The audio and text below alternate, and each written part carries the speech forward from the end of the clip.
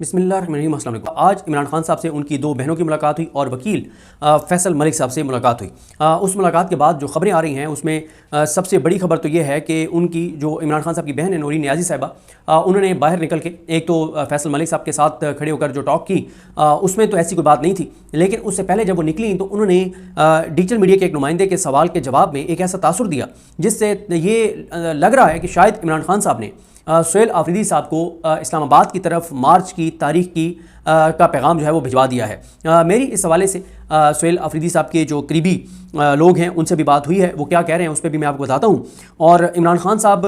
ने यानी एक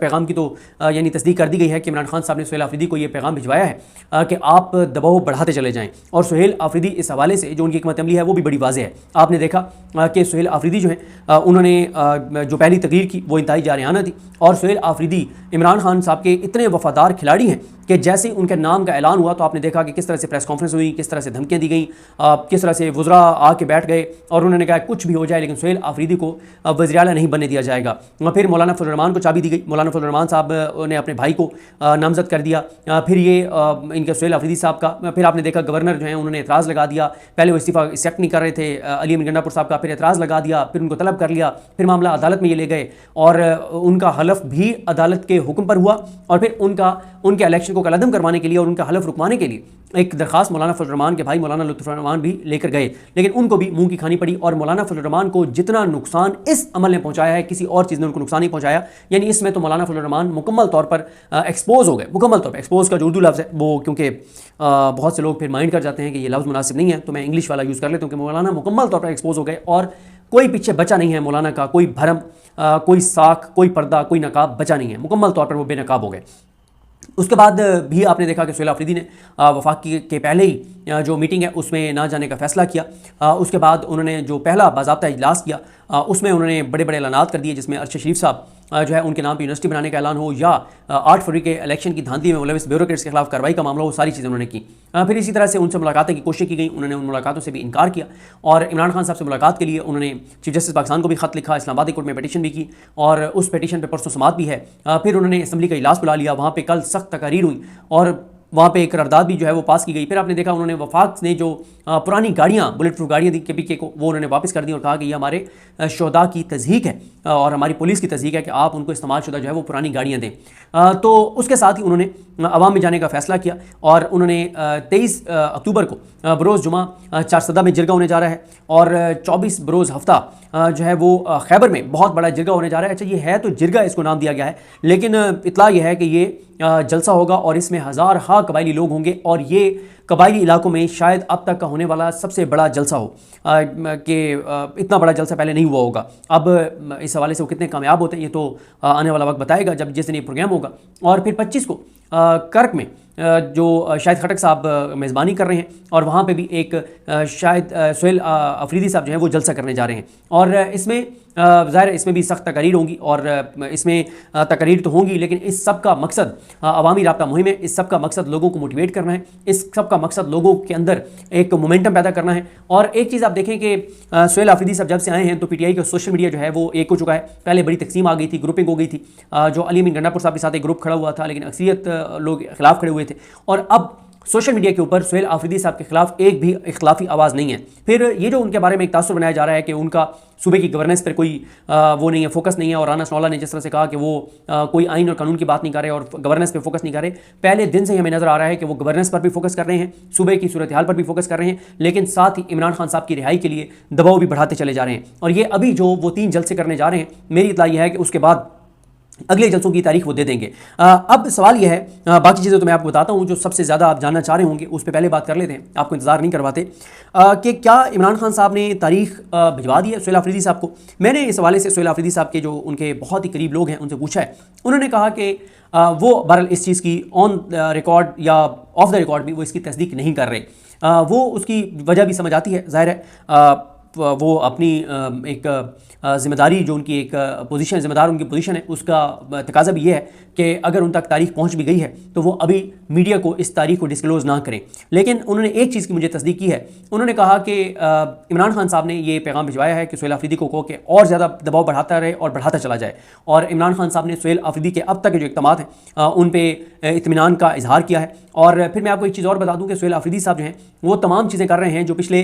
2 सालों में इमरान खान साहब की जो डायरेक्शंस आती रहीं अडियाला से, और ख़ास तौर पे 8 फरवरी के बाद से जितनी डायरेक्शंस उनकी आती रहीं केपी के गवर्नमेंट के हवाले से, तो एक ना पीटीआई के एक रहनुमा है जिनके पास एक पूरी लिस्ट है कि इमरान खान साहब के अब तक जेल से आने वाली वो डायरेक्शंस जिन पे अमल दरामद नहीं हुआ, उनमें सबसे ज़्यादा इमरान खान साहब की डायरेक्शंस जो थी जिन पे अमल दरामद नहीं हुआ था वो केपी के हवाले से थी, जो केपी की गवर्नमेंट से मुतालिक थी। लेकिन मेरी पीटीआई के उस रहनुमा से कल रात मुलाकात हुई, उन्होंने कहा कि इमरान खान साहब ने कि जितनी डायरेक्शंस थी केपीके के हवाले से जिन पे अब तक अमल दरामद नहीं हुआ था, उनमें से 70 to 80% चीज़ों पे इक़दामात शुरू कर दिए सुहेल आफरीदी ने। और उन्होंने कहा कि वो अगले हफ्ते 10 दिन में शायद 100% को टच कर जाएं और वो तमाम चीज़ें जो इमरान खान साहब की डायरेक्शंस थी केपीके के हवाले से, गवर्नमेंट के हवाले से, इन पे अमल दरामद नहीं हो रहा था, 100% के ऊपर काम जो है वो शुरू हो जाएगा। अब जो सुहेल आफरीदी साहब के करीबी लोग ये बता रहे हैं कि मोमेंटम इमरान खान ने कहा कि बढ़ाएं, और मोमेंटम हम बढ़ाने जा रहे हैं, अवामी राब्ता मुहिम हम तेज़ कर रहे हैं, यूथ को हम ऑन बोर्ड ले रहे हैं, स्टूडेंट्स को हम ऑन बोर्ड ले रहे हैं, जिरगों को हम ऑन बोर्ड ले रहे हैं। तो उन्होंने मुझे कहा कि ये सब कुछ जो इमरान खान हमसे करवा रहे हैं, तो उन्होंने कहा इमरान खान हमसे क्यों करवा रहे हैं, अंडरस्टूड है ना कि इमरान खान हमें कोई कॉल देने जा रहे हैं। अच्छा, वो ये कहते हैं कि हमारे पास तारीख, उनके करीबी जो एक शख्सियत है वो कहते हैं कि हमारे पास तारीख नहीं आई, लेकिन कुछ लोग ये दावा कर रहे हैं कि इमरान खान साहब ने पूरा प्लान सुहेल आफरीदी साहब को भिजवा दिया हुआ है। और कुछ लोग ये कहते हैं कि जैसे ही उनकी इमरान खान साहब से मुलाकात होगी तो इमरान खान साहब से मुलाकात के बाद वो इस तारीख का अनाउंस करेंगे। और ये एक हिकमत समझ भी आती है कि शायद तारीख पहले ना बताई जा रही हो, या ये भी हो सकता है कि इमरान खान साहब ने कहा हो कि आप तैयारी तो शुरू कर दें कि आपने इस्लामाबाद आना है, लेकिन तारीख जो है वो मैं किसी मौके के ऊपर आपको बता दूंगा, भिजवा दूंगा। और अगर मैं ना भिजवा सका तो फिर शायद इमरान खान साहब ने कह दिया हो कि इस ड्यूरेशन में आपने मुनासिब तारीख समझ के और कॉल दे देनी है। क्योंकि अभी आप राना सनौला साहब ने आसमा शराजी साहब के प्रोग्राम में कहा कि उनके हवाले से जो खदशात हैं सुहेल आफरीदी साहब के हवाले से वो इसलिए मौजूद हैं कि सुहेल आफरीदी जो हैं उन्होंने ये इल्ज़ाम लगाया राना सनौला ने कि जब 24 नवंबर वाली कॉल थी तो और अक्टूबर वाली कॉल थी, तो उसमें एक ग्रुप था, जो ग्रुप जो है वो पुलिस वालों पे शेलिंग कर रहा था जवाब में, और जो फायरिंग कर रहे थे, ये इल्ज़ाम लगाया राना सनौला ने। तो उन्होंने कहा कि उस ग्रुप का, उस स्क्वाड का को जो लीड कर रहे थे वो सुहेल आफरीदी साहब थे। तो ये राना सनौला साहब का ये कहना है। देखें, खौफ तो है राना सनौला की, जो आप बॉडी लैंग्वेज देखते हैं जब वो इस तरह का जिक्र कर रहे थे सुहेल आफरीदी का, तो उनके चेहरे को अगर आप देखें तो आपको खौफ नजर आएगा कि वो खासे खौफज़दा थे जब वो सुहेल आफरीदी का इस तरह से सुहेल आफरीदी का जिक्र कर रहे थे। क्योंकि सुहेल आफरीदी ने अब तक जो जारहाना इनिंग्स खेली है उसमें तो वो कहीं पर भी कंप्रोमाइज़ करते हुए नजर नहीं आ रहे। और इमरान खान साहब जो हैं वो बड़ा वाज़े इस वक्त तक नज़र आ रहा है कि वो कॉल देने जा रहे हैं। और जो मैं आपको शुरू में भी कहा था कि उनकी बहन ने जो गुफ्तगू की है उससे बड़ा वाज़े है कि इमरान खान साहब ने या तो तारीख भिजवा दी है, या ये कम अज़ कम पैगाम भिजवा दिया है कि आप तैयारी करें इस्लामाबाद आने की, लेकिन तारीख मैं बाद में दूंगा। लेकिन अब तक क्रक्स ये है कि ये बात तय है कि इमरान खान इस्लामाबाद की कॉल देने जा रहे हैं। अच्छा, इसके ऊपर भी कुछ लोगों का ये ख्याल है कि इमरान खान इस बार इस्लामाबाद की कॉल जो देंगे वो इस तरह से होगी, क्योंकि जैसी कॉल आएगी, ऐलान होगा, तो साथ ही पंजाब पूरा बंद कर दिया जाएगा, इस्लामाबाद बंद कर दिया जाएगा। तो इस बार शायद केपीके से आने वाला जो काफिला है वो रुकावटें हटाकर इस्लामाबाद की तरफ दाखिल ना हो, बल्कि वो आके अटक पुल पर बैठ जाए केपीके की साइड पर। और जब तक वफाकी हुकूमत, पंजाब हुकूमत खुद अपने तमाम शहरों को, तमाम सड़कों को, तमाम मोटरवेज को बंद रखती है, तो वो वहाँ पर बैठे रहें, वहाँ पर खाना चलता रहे, तकरीरें चलती रहें, दबाव बढ़ता रहे, और जैसे ही ये खोलें सड़कें तो वो आ जाएँ। और ज़ाहिर है देखें जो पीटीआई के वर्कर्स हैं ना, उनके अंदर तो एक यानी एक जज्बा है ना कि हम मुल्क के लिए जो है वो निकल रहे हैं, हम इमरान खान के लिए निकल रहे हैं, हम 26 नवंबर के हवाले से निकल रहे हैं, हम अपने लोगों के लिए निकल रहे हैं, हम अपने बच्चों के मुस्तकबिल के लिए निकल रहे हैं। तो उनके अंदर जज्बा और होगा, वो सख्त मौसम में भी बैठे रहेंगे। लेकिन जो हमारी पुलिस है, हमारी पुलिस ज़ाहिर है वो कोई जब पुलिस वहाँ पर ड्यूटी कर रही होगी तो वो कोई जहाज समझ के वहाँ पर ड्यूटी नहीं कर रही होगी। हमारी जो पुलिस वहाँ पर खड़ी होगी वो ड्यूटी समझ के, नौकरी समझ के, तनख्वाह लेने के इवज़ खड़े होंगे। उन्हें भी पुलिस को, आप जब भी पुलिस से बात करते हैं तो मोस्टली पुलिस के लोग ये कहते हैं कि यार हमें एहसास और इदराक है कि पीटीआई जो तहरीक चला रही है वो हमारे और हमारे बच्चों के मुस्तकबिल के लिए चला रही है, हम उसके साथ हैं, लेकिन ज़ाहिर हमारी मजबूरी है, हम नौकरी भी नहीं छोड़ सकते। तो पुलिस जो है वो इतनी देर उस तरह से नहीं मतलब आप कह सकें कि सर्वाइव कर सकेगी जिस तरह से तहरीक इंसाफ उधर बैठी रहेगी केपीके की साइड पर। तो कब तक आप मोटरवेज और कब तक आप सड़कें और शहर जो है वो बंद रखेंगे? तो मोमेंटम जो है वो सुहेल आफरीदी बढ़ाते चले जा रहे हैं। एक चीज़ और मैं आपको बता दूं कि तहरीक तहफ़्फ़ुज़ यानी पाकिस्तान 6 से 8 जलसे करने जा रही है। और एक ये भी हो सकता है कि इमरान खान साहब ने जो कहा कि हर फैसले में आप महमूद खान चकदेई साहब, अल्लामा राजा नासिर अब्बास साहब और मुस्तफ़ा नवाज़ खोखर साहब इन सबको ऑन बोर्ड रखें, तो देखना ये भी होगा कि इनकी क्या राय होगी कि क्या ये भी इस हक में है कि नवंबर की कॉल दे दी जाए, या वो कॉल तहरीक इंसाफ अलग से ही दे देगी और तहरीक तहफ़्फ़ुज़ यानी पाकिस्तान ऑन बोर्ड नहीं होगी, या तहरीक तहफ़्फ़ुज़ यानी पाकिस्तान कोई मुख्तलिफ लाएमल देती है कि अभी हमें इस्लामाबाद की कॉल नहीं देनी चाहिए, हमें इस तरह से स्टेप बाय स्टेप जो है वो चलना चाहिए। क्योंकि तहरीक इंसाफ के अंदर कुछ लोगों से मेरी बात जो हुई है वो ये समझते हैं कि नवंबर जो है वो आइडियल है, क्योंकि एक तो सुहेल आफरीदी साहब इससे पहले जो 27 सितंबर वाले जलसे उसमें मुतालबा कर चुके थे कि 26 नवंबर की जो है वो इस्लामाबाद की कॉल दी जाए, लेकिन एक वजह यह भी बताई जा रही है, जो तहरीक इंसाफ के रहनुमा हैं वो कहते हैं कि मुरीद के वाक़े के बाद इस वक्त हुकूमत के लिए सबसे बड़ा चैलेंज पंजाब में ऑलरेडी जो है वो TLP बनी हुई है और मुरीद के का वाक़या बना हुआ है। तो वो ये समझते हैं कि इस वक्त जो इतना एक मुश्किल हुकूमत को सूरत हाल का सामना है ये पंजाब के अंदर, मसलन देखें, मुझे एक तहरीक इंसाफ के एक रहनुमा ने एक बात की और मैंने उनकी बात नहीं मानी और मैंने कहा नहीं ये नहीं हो सकता। उन्होंने जो मुझे बात बताई तो मैंने फिर खुद जाके अभी चेक किया तो बिल्कुल उनकी बात दुरुस्त थी। उन्होंने मुझे कहा कि मरीम नवाज़ साहबा ने तहरीक लब्बैक के ऊपर अपने ट्विटर अकाउंट से एक भी ट्वीट नहीं किया, रीट्वीट्स किए हैं लेकिन ट्वीट एक भी नहीं किया। तो मैंने जब अभी जाके देखा तो उनकी बात दुरुस्त है। मरीम नवाज़ जो हैं उन्होंने, मरीम नवाज़ शरीफ की बात कर रहा हूँ, उन्होंने एक भी ट्वीट TLP के ख़िलाफ़ खुद से नहीं किया। उन्होंने 2 ट्वीट को ट्वीट किए। एक जो एक ट्वीट था उसको मैं दोहराना नहीं चाहता, जिसके ऊपर उन्होंने लिखा था इमेजिन कि ये किस तरह की बात एक अकाउंट से की जा रही है, और